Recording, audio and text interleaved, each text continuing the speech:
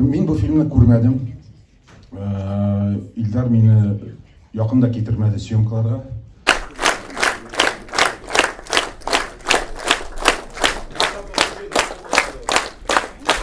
Если честно, я понял, что когда в титрах пишется, что фильм режиссера, именно фильм Ильдара Ягафарова, фильм Никиты Михалкова, это очень правильно.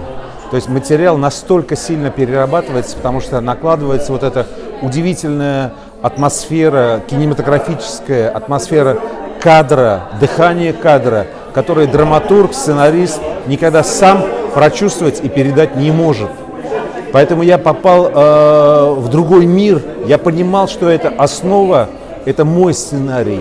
Но вот это удивительное дыхание кадра, кинематографа, актеров, вот эти появления этих баранов, дороги, этих съемок природы, это настолько сильно впечатлило меня, да, что я сидел просто восхищенный и порой забывался, что это вообще когда-то я имел к этому материалу какое-то отношение, да, и вернуться вот в то, чем я жил многие месяцы, может быть даже год и больше.